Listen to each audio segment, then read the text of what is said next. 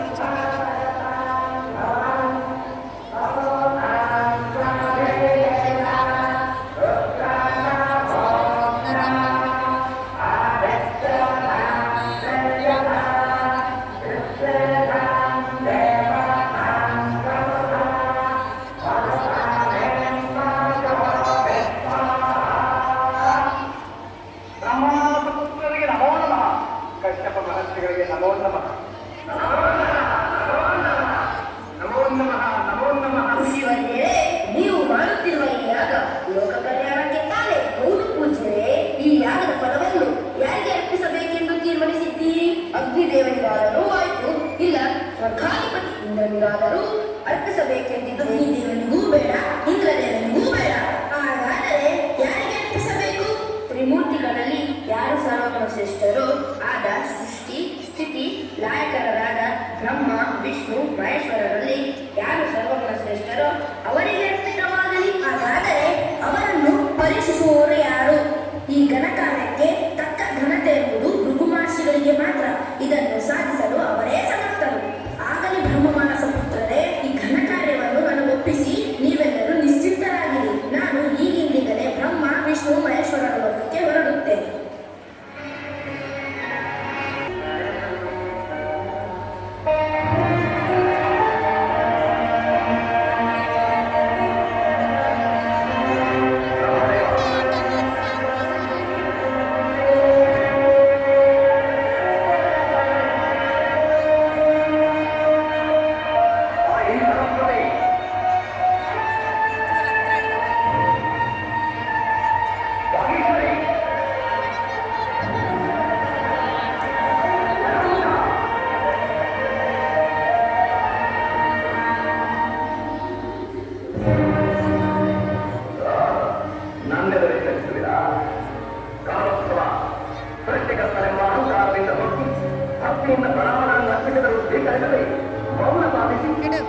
ನನಗೆ ಅಪಮಾನ ಮಾಡಿದ ನಿನಗೆ ಇಂದಿನಿಂದ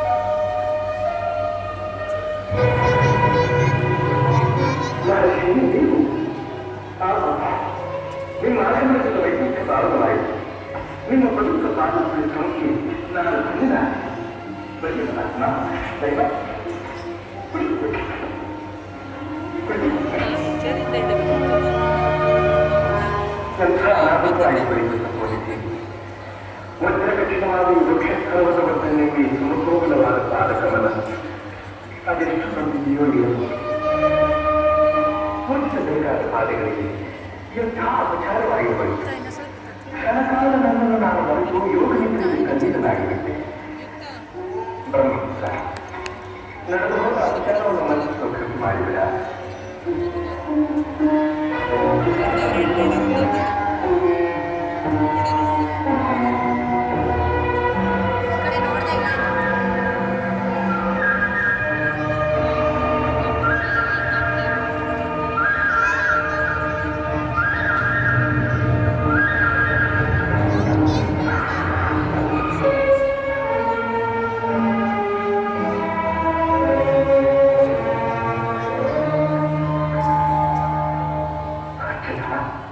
ಸಾರಂಗ ಗೋವಿಂದ ಗರುಡಾಂದು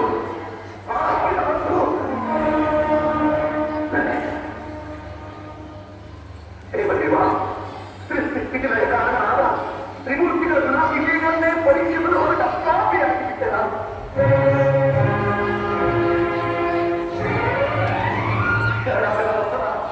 ನನ್ನ ಅಪರಾಧಗಳನ್ನು ಮರೆತು ಸ್ವಾಮಿ.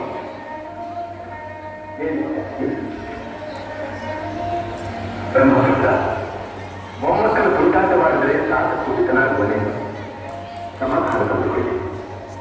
ನೀವು ಒಂದು ಕಾರ್ಯವಾಯಿತೆ ಆಲೋಚನೆ. ನಿನ್ನ ಕರುಣೆಯಿಂದ ನನ್ನ ಅಹಂಕಾರದ ಕಣ್ಣು ಹೊಡಿ.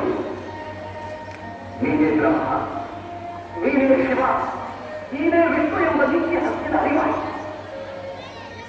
ಮಹಾನುಭಾವ, ನಾನೀಗ ಹೋಗಿ ಯಾಗಶಾಲೆಯಲ್ಲಿರುವ ಕಶ್ಯಪಾತಿಗಳ ಸಂದೇಹ ನಿವಾರಣೆ ಮಾಡಬೇಕಾಗಿ ನನ್ನ ಪರಿಪುರುಷೇಶ್ವರಿ ಮಂಗಳೂರು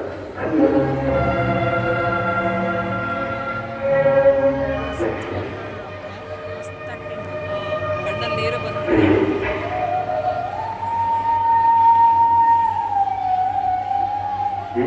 ಕಣ್ಣಲ್ಲಿ ನೀರು. ನೀವು ಮಾಡಿದ ಘನಕಾರ್ಯಕ್ಕೆ ಕಣ್ಣೀರು ಹಾಕದೆ ಆಡಲು ಬರಬೇಕೆ? ಸೃಷ್ಟಿಕರ್ತನಿಗೆ ಜನ್ಮ ಕೊಟ್ಟ ಕಣ್ಣೀರು ಏನು ಒಬ್ಬ ಮಾನವನು ಅಪಮಾನ ಮಾಡಿಬಿಟ್ಟನಲ್ಲ.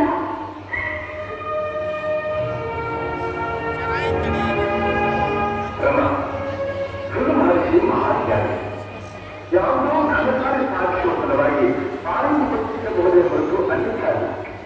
ಅಷ್ಟಕ್ಕಾಗಿ ನೀನು ವ್ಯಾಪಕಪಡುವುದು ಸರ್ವತ್ರ. ಸಮಾಧಾನ ತಲುಪೋದೇ ಸಮಾಧಾನ. ಸಮಾಧಾನ. ಮಹಾಲಕ್ಷ್ಮಿ ಅಪಮಾನ ಮಾಡಿದ ಮೃದುವಿಗೆ ಸತ್ತ ದಂಡನೆಯಾದಂತೆ ನನಗೆ ಸಮಾಧಾನ. ಅನಂತರ ನನ್ನ ಹೃದಯ ಮಂದಿರದಲ್ಲಿ ವಾಸ ಮಾಡುತ್ತಿರುವ ನಿನಗೆ ನಿಜ ಪುಸ್ತಕವನ್ನು ನನಗಿರುವ ಹೃದಯ ಸಂಬಂಧವೇನೆಂಬುದು ನನಗೆ ತಿಳಿಯದೆ ಇಂದಿನ ಇಷ್ಟೊಂದು ಗುರು ಪಾದಸ್ಪರ್ಶವಾದರೂ ನನಗೆ ನಿಮಗಲ್ಲ, ನಿಮಗಲ್ಲ. ಅವನು ವರ್ತಿದ್ದು ಸದಾ ನಾನು ವಾಸವಾಗಿರುವ ಈ ಪಕ್ಷಸ್ಥಳ ಮಹಾಲಕ್ಷ್ಮಿಗೆ ಕೇವಲ ಅಪಚಾರ ಮಾಡಿ ಶ್ರೀಪತಿ ಎದುರಿಗೆ ಶ್ರೀದೇವಿಯ ಮಂದಿರವನ್ನು ಸುಡದಂತೆ ಮಾಡಿ ಕಾವಿಂದ ಚಾಯಿದ ಆ ಗರ್ಭವನ್ನು ತಪ್ಪಿಸದೆ ತಂದೆಗೆ ಉಪಚರಿಸಿತ್ತು ಅಲ್ಲದೆ ನನ್ನಿಂದಿಗೆ ಹುಡುಕೊಂಡಾಗ ಲೋಕಮಾನ ಮನೆಯಲ್ಲಿ ಮಲಗಿರುವ ಮಗು ಅಳುತ್ತಾ ಎಲ್ಲಿಗೆ ಕಾಲು ಸಾಗಿಸಿದರೆ ಹೆತ್ತವರ ಅದನ್ನು ರೋಷದಿಂದ ಬಿಸಾಡಿ ದಂಡಿಸುತ್ತಾರೆ.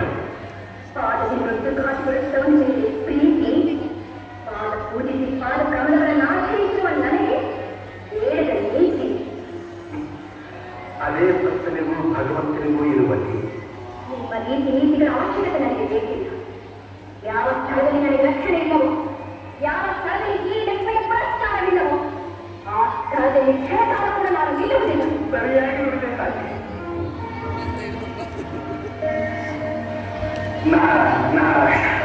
ನಾರದ ಸಮಯ ಸಾಧಿಸಿ ಸಮಾಧಾನ ಹೇಳುವುದು ಬಿಟ್ಟು ಸಂಸಾರವನ್ನೇ ಒಡೆಯಲು ನೋಡುತ್ತಿರುವೆಯಾ? ನಾರಾಯಣ ನಾರಾಯಣ, ಎಲ್ಲಿಯಾದರೂ ಒಂದೇ ಪರಮಾತ್ಮ. ಪುರಸ್ಕಾರದ ಸ್ಥಳದಲ್ಲಿ ಕ್ಷಣಕಾಲವೂ ನಿಲ್ಲುವುದಿಲ್ಲವೆಂದು ತಾಯಿಯೇ ಹೇಳಿದ್ದಾರೆ. ಅಮ್ಮ, ಯಾವುದೇ ಕಾರಣಕ್ಕೆ ಆಗಲಿ ಈ ನಿನ್ನ ನಿರ್ಧಾರವನ್ನು ದಯಮಾಡಿ ಬದುಕಬೇಡಾಗಿ. ನಾರದ ಯೋಚನೆ ಮಾಡುತ್ತಾಗಿ ಶ್ರೀಹರಿಯ ಮನಸ್ಸನ್ನು ಕಲ್ಲನ್ನು ಮಾಡಿಸಬೇಡ. ಕ್ಷಣಕಾಲ ಶಾಂತವಾಗಿ ಇಲ್ಲ, ಖಂಡಿತ ಇಲ್ಲ. ಏನೇ ಆಗಲಿ ನನಗೆ ಅಪಮಾನ ಮಾಡಿ ಈ ಸ್ಥಳದಲ್ಲಿ ಕ್ಷಣಕಾಲ ಕೂಡ ನಾನು ಇರುವುದಿಲ್ಲ. ಲಕ್ಷ್ಮಿ ಲಕ್ಷ್ಮಿ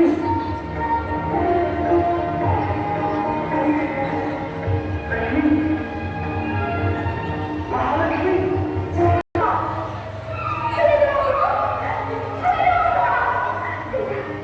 ಇದು ಖಂಡಿತ ಸಾಧ್ಯ.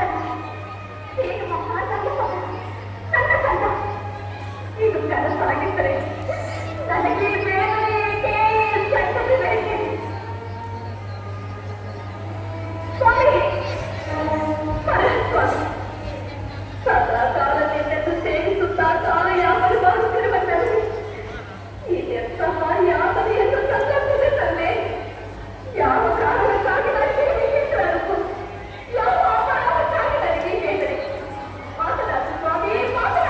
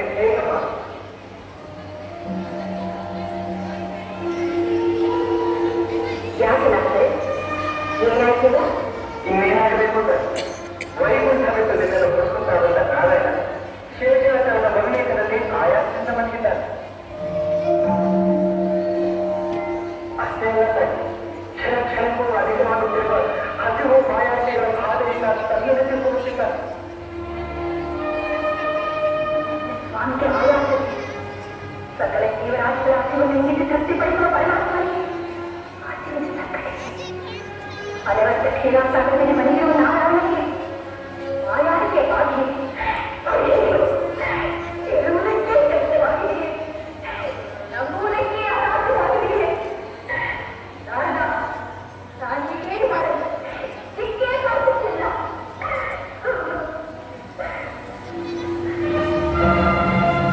ಅಷ್ಟವಿದ್ದಾದರೆ ಜಗತ್ತಿನ ಹೋಗುಗಳನ್ನು ತಿಳಿದಂತೆ ಎಲ್ಲರಿಗಿದೆ.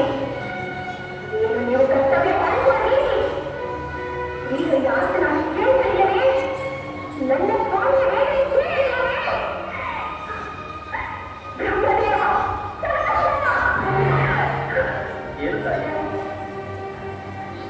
ನಿಮ್ಮೋದ್ಯಗಳೆಲ್ಲ ಪುನರು ನನ್ನ ಸ್ವಾಮಿ ಶೇಷಾಸನದಲ್ಲಿ ನಾನಾ ಕಷ್ಟವನ್ನು ಕೊಡುತ್ತಿದ್ದರೂ ನೋಡಿಕೊಂಡು ಮೌನವಾಗಿರುವುದಿಲ್ಲ. ನ್ಯಾಯ ಇದು. ನೀವಿಬ್ಬರು ಕಲಹ ಮಾಡಿ ಲೋಕ ಬಿಟ್ಟು ಬಂದು ನಮ್ಮನ್ನು ಆಚರಿಸುವುದು ಧರ್ಮವೇನಮ್ಮ? ಆಕ್ಷೇಪಿಸಲಿದ್ದೇನೂ ಕರೆಯುವುದಿಲ್ಲ. ಪಾಪದಲ್ಲಿ ಸಹಾಯ ಮಾಡಿ ಎಂದೆ ಅಷ್ಟೇ. ಈ ಕೋರಿಕೆ ನಿನ್ನಿಂದ ಬರಲೆಂದೇ ನಾವು ಇದುವರೆಗೂ ಸುಮ್ಮನಿದ್ದೆವು. ನಾನು ಶಂಕರನು ಗೌರವಪಡಿಸುತ್ತೇನೆ. ನೀನು ನಮ್ಮನ್ನು ಚೋಳಾಡಿನ ನೀಡಲಿದ್ದೇವೆ. ಮುಂದಿನ ಕೆಲಸ ನಾವು ನೋಡಿಕೊಳ್ಳುತ್ತೇವೆ. ಅಮ್ಮ,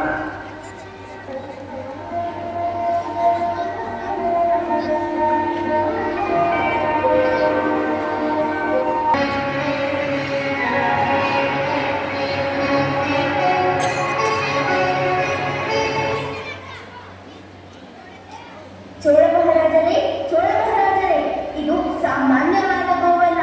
ಇದು ಬೇಡಿದ್ದನ್ನು ಕೊಡುವ ಕಾಮಧೇನು. ಇದನ್ನು ತೆಗೆದುಕೊಳ್ಳಿ. ಹಾಗಾದರೆ ನಾವು ಈ ಗೋವನ್ನು ಖರೀದಿಸುತ್ತೇವೆ. ಓ ತಿಮ್ಮ, ಇದನ್ನು ಗೋಶಾಲೆಗೆ ಕಳಿಸಿಕೊಡು. ಆಗಲಿ ಮಹಾಪ್ರಭು.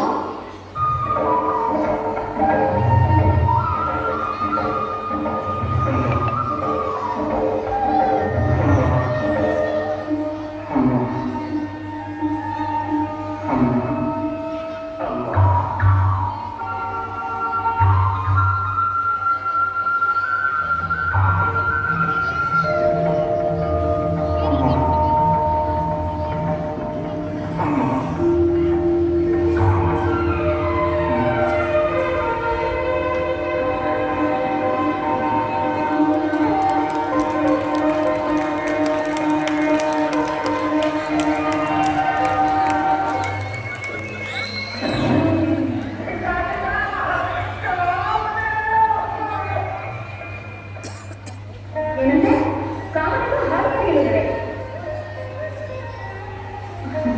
ಅದಕ್ಕೆ ಇನ್ನೂ ದೃಷ್ಟಿರಬೇಕು. ನಾಳೆಯಿಂದ ಗೋಚರಣೆಯಲ್ಲಿ ಅದಕ್ಕೆ ದೇವಸ್ಥಾನ ಅಪ್ಪನ ಮಾಡ್ತಾರೆ.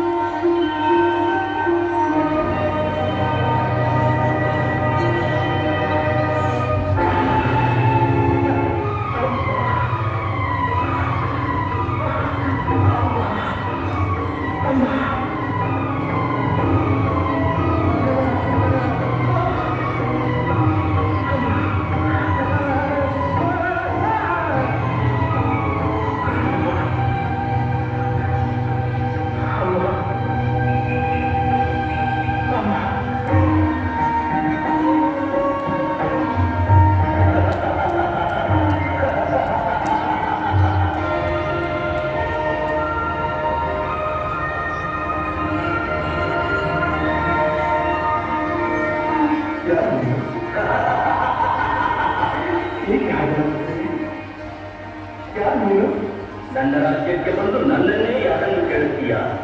ಈ ರಾಜ್ಯವೆಲ್ಲ ಈ ವರಾಹ ಸ್ವಾಮಿಯದು.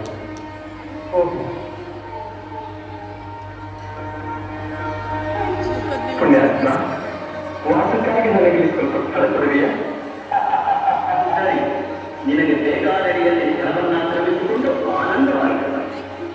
ಅನಾಥನಾಗಿದ್ದ ನನಗೆ ಆಶ್ರಯ ನೀಡಿ ಮಾರುಪಕಾರ ಮಾಡಿದೆ. ನಿನ್ನ ಸಹಾಯ ನಾನು ಎಂದಿಗೂ ಮರೆಯಲಾರೆ. ನೀನ ಅನಾಥ. ನಿನಗಾಗಿ ನಿನ್ನ ತಾಯಿ ಹಗಲಿರುಳು ಅನ್ನನೀರನ್ನು ಬಿಟ್ಟು ಹಂಬಲಿಸುತ್ತಿದ್ದಾಳೆ. ನನ್ನ ತಾಯಿ ಯಾರು? ಮಕ್ಕಳಲ್ಲಿ ಪ್ರತಿ ಕ್ಷಣವೂ ನಿನ್ನ ನಾಮಸ್ಮರಣೆಯಲ್ಲೇ ಬದುಕಿರುವ ಆ ಪುಣ್ಯವತಿಯ ತಾಯ ಬಯಕೆಯನ್ನು ಪೂರೈಸಿ. ಏನಮ್ಮ ಅನ್ನಾಹಾರಗಳನ್ನು ಬಿಟ್ಟು ಅಳುತ್ತಿದ್ದರೆ ದೇಹಸ್ಥಿತಿ ಏನಾಗುತ್ತದೆ? ಸ್ವಲ್ಪ ಹಾಲಾದರೂ ತೆಗೆದುಕೊಂಡೆಲ್ಲ ಬೇಡ, ನನಗೆ ಏನೂ ಬೇಡ. ನನ್ನ ಶ್ರೀನಿವಾಸ ಬರೋ ತನಕ ಕಟ್ಟು ನೀರು ಸಹ ಮುಟ್ಟುವುದಿಲ್ಲ. ಅಮ್ಮ,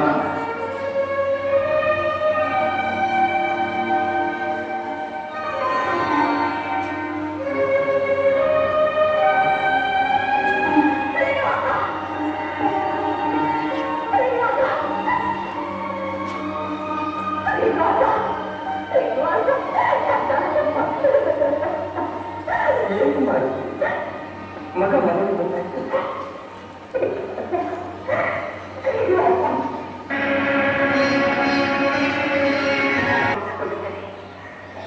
ನೀನದನ್ನು ಪೂರೈಸುವುದಾದರೆ ಹೇಳ್ತ ತಾಯಿ ಬೇಟಿ ಪೂರೈಸುವುದಕ್ಕಿಂತ ಬೇರೆ ಭಾಗ್ಯವೇ ಇದೆ. ನನಗೂ ವಯಸ್ಸಾಗಿ ನೀನು ಒಂದು ಒಳ್ಳೆಯ ಹೊಸ ಮನೆಯಲ್ಲಿ ಓಡಾಡಿಕೊಂಡಿರುವುದನ್ನು ಕಾಣಬೇಕು ನೀನು ಹಬ್ಬದ ನನಗೆ ಎಲ್ಲಿದ್ದಾರಮ್ಮ ಎಲ್ಲರೂ? ಅಮ್ಮ, ನಾನು ಬೇಟೆಯಾಡಲು ಕಾಡಿಗೆ ಹೋಗಿ ಬರುತ್ತೇನೆ. ಬೇಡ ಶ್ರೀನಿವಾಸ, ಬೇಡ ಶ್ರೀನಿವಾಸ, ಅಲ್ಲಿ ಕಾಡು ಮೃಗಗಳ ಭಯವಿರುತ್ತದೆ ಶ್ರೀನಿವಾಸ. ಅಮ್ಮ, ನನಗೇನಾಗುವುದಿಲ್ಲ, ಧೈರ್ಯವೆಂದಿರಿ. ಅಮ್ಮ, ನನ್ನನ್ನು ಆಶೀರ್ವದಿಸಿ ಕಳಿಸಮ್ಮ.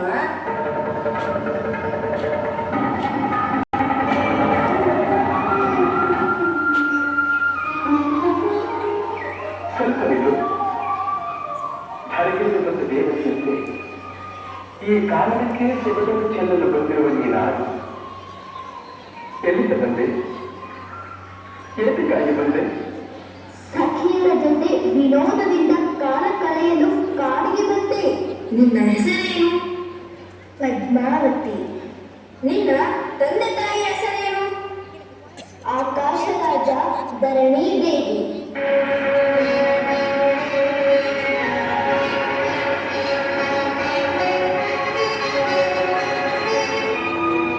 ಶ್ರೀನಿವಾಸ,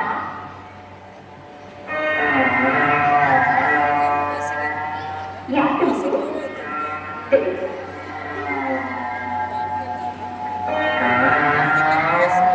ಈ ರೀತಿ ನಿನ್ನ ಮನಸ್ಸಿಗೆ ನೊಂದು ಕಲಿಯಲು ಕಾರಣವೇ ಶ್ರೀನಿವಾಸ? ಹೇಳಬೇಕೆಂಬ ವೈದ್ಯೇನೋ ಉತ್ಕಟವಾಗಿದೆ. ಆದರೆ ಏನೋ ಏನೋ ತಾಯಿಯ ಬಳಿಯಲ್ಲಿ ಬರ್ಕೊಳ್ತೀವಿ. ಹೇಳಬಹುದು. ಒಂದು ಭೇಟಿಗೆ ಹೋಗಿದ್ದಾಗ ಬೇಡಿಕೆ ಹೋಗ್ತದ?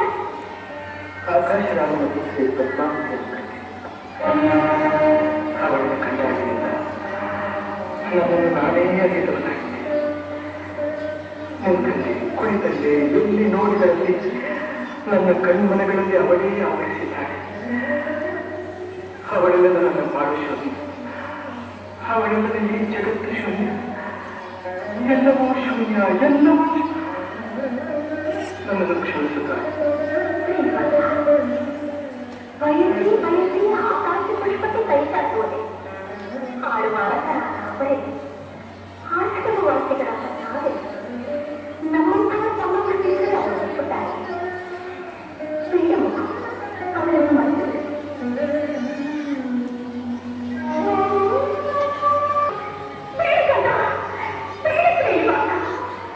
ನೀನು ಕಣ್ಣೀರು ಹಾಕಿದರೆ ಈ ತಾಯಿಯ ಹೃದಯ ಸರಿಸುತ್ತಲ್ಲ.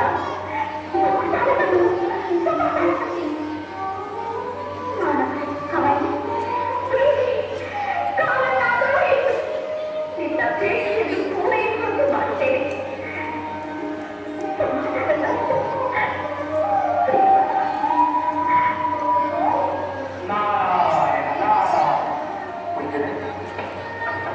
ಚೆನ್ನಾಗಿ ಮಾಡೋ ಕೆಲಸವನ್ನೆಲ್ಲ ಮಾಡಿ ಈಗ ಏನು ಬಂದಿರುವಂತೆ ದೀರ್ಘಾವಧಿಯಲ್ಲಿ ಬಿಟ್ಟಿರುವೆಯ ಹಿಂದೆ ಅರಿಯದ ಮೂರ್ತಿಯ ಮನಸ್ಸನ್ನು ಅಪಹರಿಸಿ ಚಿಂತೆ ಸ್ಥಳದಲ್ಲಿ ನಂಬಿಸಿದೆ. ಅವರ ತಾಯಿಯ ಮನಸ್ಸಿನಲ್ಲಿ ಅಸಮಾಧಾನದ ಬೀಜ ಬಿತ್ತಿ ಆತಂಕ ಸರಿಯಲ್ಲ. ಈಗ ಅರಿಯನ ಬಕರಾದೇವಿಯನ್ನ ಕನ್ಯಾಮಣಿಯನ್ನು ಸೇರಿಎಂದು ಕಲಿಸಿದರೆ ಕಾರ್ಯ ಕೈಗೂರುವುದಿಲ್ಲ ಶ್ರೀನಿವಾಸ. ನನ್ನನ್ನೇನು ಮಾಡಿದರೆ ಪೂಜೆ? ಪ್ರಾಣ ಹೋದರೂ ನನ್ನ ಮಗಳು ಪದ್ಮಾವತಿಯನ್ನು ಶ್ರೀನಿವಾಸನಿಗೆ ಕೊಡುವುದಿಲ್ಲ ಎಂದು ಹಠ ಹಿಡಿದಿರುವ ಆ ಸರಿದೇವಿಯನ್ನು ಕಂಡು ಅವಳ ಮನಸ್ಸನ್ನು ಬದಲಾಯಿಸುವಂತೆ ಮಾಡಬೇಕು. ಆ ಕಾರ್ಯ ಸಾಧ್ಯ. ನನ್ನಿಂದರೆ ಹೇಗೆ ಪೂಜಿಸಿದೆ? ಬಹು ಸುಲಭ. ಭೂತ ಭವಿಷ್ಯತ್ ವರ್ತಮಾನ ಕಾಲಗಳನ್ನ ಲೀಲಾಚಾರವಾಗಿ ಹೇಳುವಂತ ಕೊರವಂಜಿಯಾಗಿ ನೀನಲ್ಲಿ ಹೋದರೆ ನಾನು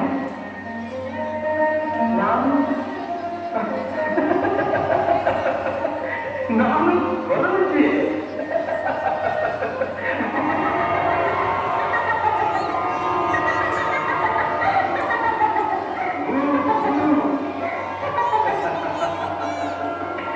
ನಾರಾಯಣ ನಾರಾಯಣ.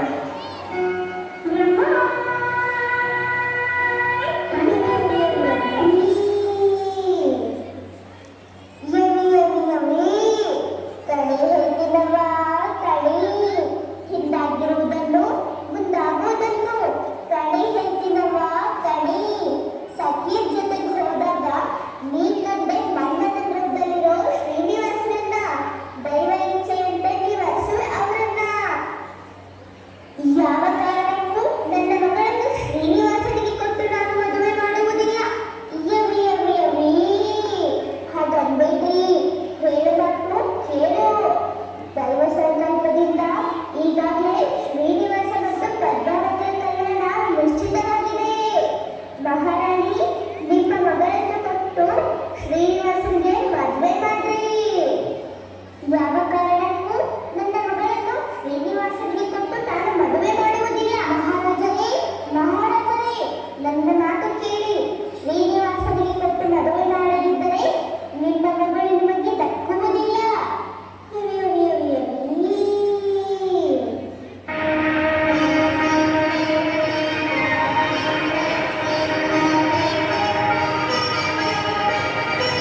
ಸುಖ ಮಹರ್ಷಿಗಳಿಗೆ ನಮೋ ನಮಃ. ಆಕಾಶ ರಾಜ ಧರಣಿದೇವಿಗೂ ನಮೋ ನಮಃ. ಈಗ ತಾನೇ ಕೊರವಂಜಿ ಹಾಡಿದ ಮಾತಲ್ಲಿ 100ಕ್ಕೂ 100 ಸತ್ಯವಿದೆ ಮಹಾರಾಜರೇ. ಪದ್ಮಾವತಿ ಹುಟ್ಟಿರುವುದೇ ಶ್ರೀನಿವಾಸನಿಗಾಗಿ, ಶ್ರೀನಿವಾಸ ಹುಟ್ಟಿರುವುದೇ ಪದ್ಮಾವತಿಗಾಗಿ. ದೈವ ಇಚ್ಛೆ ಏನಿದೆ ಅದೇ ಆಗಲಿ. ತಡ ಮಾಡುವುದು ಬೇಡ. ನೀವೇ ಮುಹೂರ್ತವನ್ನು ನಿಶ್ಚಯಿಸಿ ಲಗ್ನಪತ್ರಿಕೆಯನ್ನು ಬರೆದು ಬಿಡಿ. ಓಂ ಶ್ರೀ ವೆಂಕಟೇಶಾಯ ನಮಃ. ವೈಶಾಖ ಶುದ್ಧ ದಶಮಿಯ ಶುಭ ದಿನದಂದು ಆಕಾಶರಾಜ ಧರಣಿ ದೇವಿ ದಂಪತಿಗಳ ಜ್ಯೇಷ್ಠ ಪುತ್ರಿಯಾದ ಚಿರಂಜೀವಿ ಉತ್ತಮ ಸೌಭಾಗ್ಯವತಿ ಪದ್ಮಾವತಿ ಎಂಬ ಕನ್ಯೆಯ ಜೊತೆ ಬಕುಳ ದೇವಿಯ ಜ್ಯೇಷ್ಠ ಪುತ್ರನಾದ ಚಿರಂಜೀವಿ ಶ್ರೀನಿವಾಸ ಎಂಬ ಪವನದೊಂದಿಗೆ ದೇವಾನುದೇವತೆಗಳ ಗುರು ಹಿರಿಯರ ಹಾಗೂ ತಂದೆ ತಾಯಿಗಳ ಸಮ್ಮುಖದಲ್ಲಿ ವಿವಾಹ ನಿಶ್ಚಯವಾಯಿತು.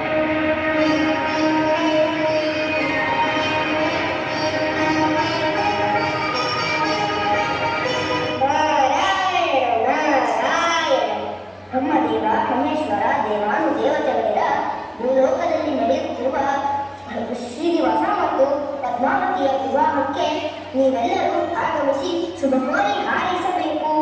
ಆಗಲಿ ನಾರದರೆ ಆಗಲಿ ನಾರದರೆ.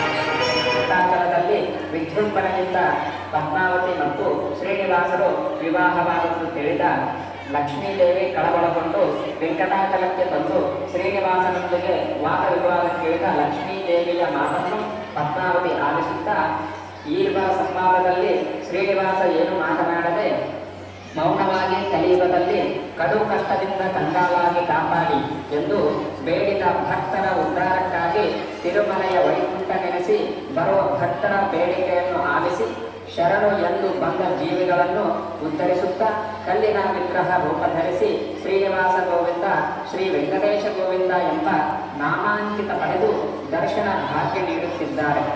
ಪತಿಯೇ ಪರಮ ದೈವ ಎಂದು ನಂಬಿದ ಶ್ರೀಮತಿ ಲಕ್ಷ್ಮಿ ಮತ್ತು ಶ್ರೀಮತಿ ಪದ್ಮಾವತಿಯರು ಪತಿ ದೇವರನ್ನು ಅನುಸರಿಸಿ ಕಲ್ಲಿನ ವಿಗ್ರಹವಾಗಿ ಪೂಜೆಗೊಳ್ಳುತ್ತಾ ಮುಕ್ಕೋಟಿ ಭಕ್ತರಿಗೆ ದರ್ಶನ ಭಾಗ್ಯವನ್ನು ಕರುಣಿಸುತ್ತಿದ್ದಾರೆ. ಓಂ ಶ್ರೀ ವೆಂಕಟೇಶಾಯ ನಮಃ.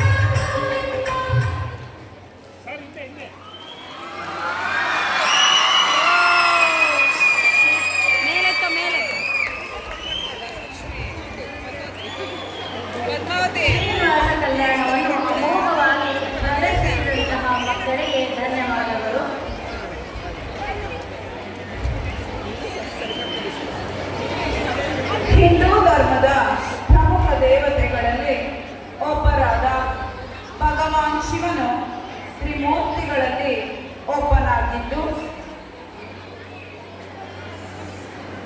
ಶಿವನನ್ನು ಮಹಾದೇವ, ಶಂಭೋ ಶಂಕರ, ಭೋಲೆನಾಥ